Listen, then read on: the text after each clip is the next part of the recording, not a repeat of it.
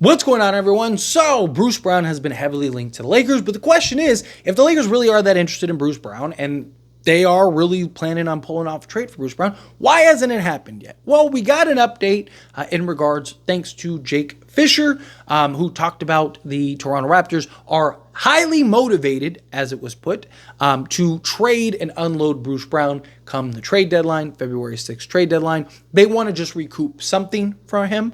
What is that? What will they ultimately get, right? Will it be a second, multiple seconds? Will it be a first? Like, will the team pony it up? We'll see. Time will tell, but they want to get something. They don't want to just lose him for nothing. They want to get something of value, which makes sense, right? And if you're the Indiana Pacers, even if you can get a second, right? Like, it's better than nothing. That's better than just like losing him in free agency. And you're a team that's bad. Like, you're in a position where you can take on a little salary if you needed to, whatever it takes. And because you're not going to be good for another 3-4 years minimum, right? So you have time to kind of figure some stuff out here. Obviously, you don't want to take on some like terrible contract, right? But if you can take on a piece too, getting Rui Hachimura, who's an expiring contract next year, it doesn't kill you to hold on to Rui, who actually makes some sense for them. And then maybe get a second in the deal too, right? It doesn't hurt. Better than nothing if you can recoup him. But supposedly, what is the holdup with a Bruce Brown trade, not just from the Lakers standpoint, but other standpoints? Denver was even mentioned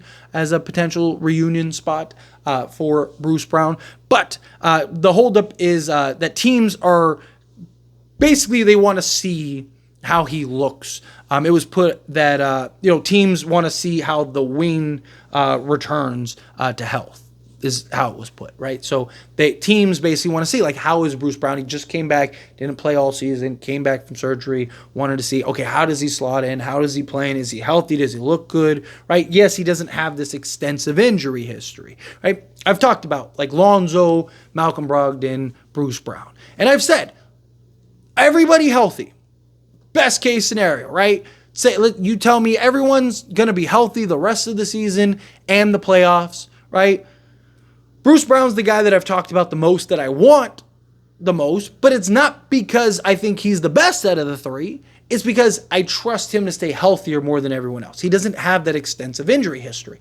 Lonzo and Malcolm Brogdon, they're better. I'd rather have them. They're bigger, right? Malcolm Brogdon is big, physical, 40% three-point shooter. But can he play more than 15 minutes a game without getting hurt? Can he play more than 40 games a season, right? Same thing with Alonzo Ball. He hasn't played in 2 years.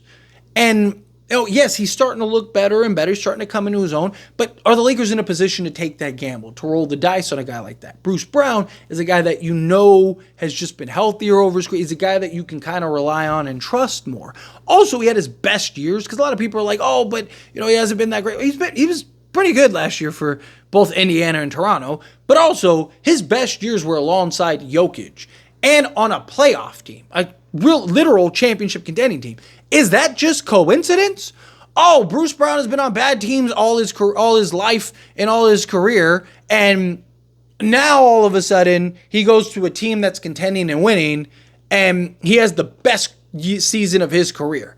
Is that by accident, or is it just like, no, it's just he's an high IQ guy. He's a guy that does the dirty work. He fits beautifully on a team trying to contend, make the playoffs, and be a contender. When you're on a bottom-feeding team, right, like, it's kind of hard to really stand out, right, unless you're just taking 20 shots a game, but that's not Bruce Brown's game, right? Bruce Brown's a guy that he does the dirty work. He defends multiple positions, hard-nosed, brings toughness, physicality, can be that point of attack, be that initiator offensively, play on ball, play off ball, all the things that you want to see from a guy, all the things that the Lakers need desperately, especially slotted alongside Austin Reeves.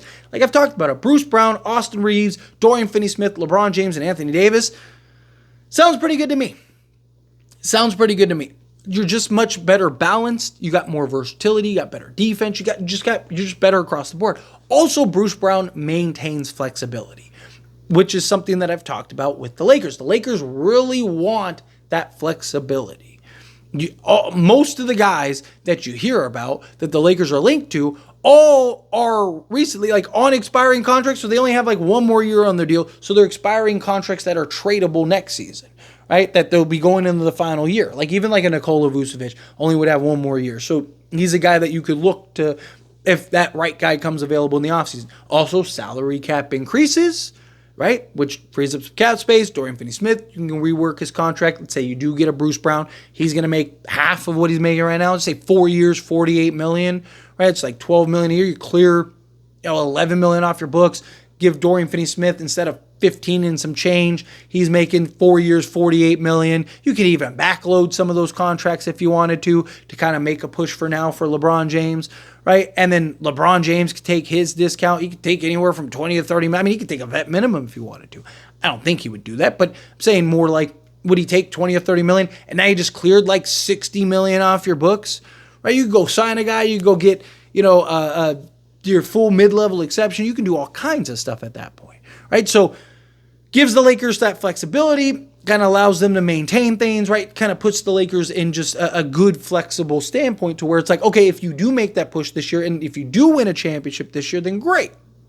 Now you have the flexibility to make that push and try to repeat. But if you don't, right, you're probably now at this point a player or two, like a higher end player, but guys like Miles Turner are free agents next season. Like, what if you went and got a Miles Turner? Now you got Bruce Brown, Dorian Finney-Smith, Miles Turner, LeBron James, Anthony Davis, right? You got Austin Reeves still, Max Christie, Dalton Connect, right? Like, you're just in a much better situation. You're just in a much better circumstance if you're the Lakers.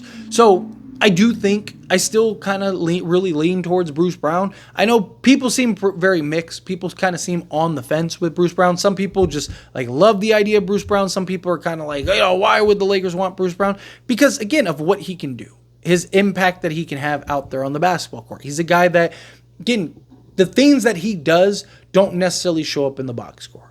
Obviously, I'd love to have a more consistent third option, a better third option, somebody that you can count on to score the basketball more. But the reality is you're probably not going to be able to get that guy. Getting a guy like a Bruce Brown gives you that better natural balance alongside an Austin Reeves, LeBron James, and Anthony Davis. And Bruce Brown is a guy that can go get you buckets, can score points. You look at kind of his last game, he had 17 and 6 against the Milwaukee Bucks. 17 points, 6 rebounds. Look, that would be great for the Lakers, right? He had a 14-point game the other night against the Detroit Pistons, a 14 and 5. Here's his rebounding totals the last few games. 6 rebounds, 7 rebounds, 3 rebounds, 5 rebounds. Right? The guy's giving you pretty good rebounds, again, for the guard position. So 9 games he's played thus far this season. He's averaging 18 minutes per game. He is shooting 43.3% from the field this season on 6.7 attempts. He's shooting 31.3% from three-point range on 1.8 attempts, which, again, isn't great by any stretch of the imagination. 47.7%, 48% from two-point range, though, on 5 attempts. That's good. EFG of 47.5%. He is shooting 72.7%, which is actually down from the last few seasons. The last 4 seasons, he shot 80+% from free throw line. So, again, he just got back from injury. I'm sure he'll kind of get back to being a better free throw shooter. He's averaging 3.5 rebounds, an assist, a steal, half a block, and 7.2 points. So he's basically a 7 and 4 guy right now in 18 minutes and 9 games since coming back from injury. All right. Now, let's look at the Denver year, because that's the year I really want to focus on, because that was the only year he's been on a contender. Before that, he was on Detroit, Brooklyn, Indiana, Toronto, right? None of those teams were very good, right? And his best year, well, I guess the Brooklyn years, they were pretty good, but he also didn't play like as big of a role. Like, he was kind of like there in spots. But Denver was the best season, playing alongside Jokic. Most minutes he played, all of that since his like Detroit days. Averaged 28.5 minutes per game. Shot 48% from the floor on 9.3 attempts. Shot 36% from three-point range on 3 attempts per game, which isn't elite, isn't lights out, but 36% is fine. That's all we need. His defense and his hustle and the work that he puts in is more than enough. So again, 36% from three-point range. He shot 55% from two-point range on 6.1 attempts. He had an EFG of 54.5%. from the floor. He shot 76% from the foul line on 2 attempts. He averaged 4 rebounds, 3.4 assists, 1.1 steals, 0.6 blocks. So it would be nice round up to a full block, and 10.8 points. 11.5 points total between the Brooklyn and Denver year. He averaged 10.8, so 11.5 points.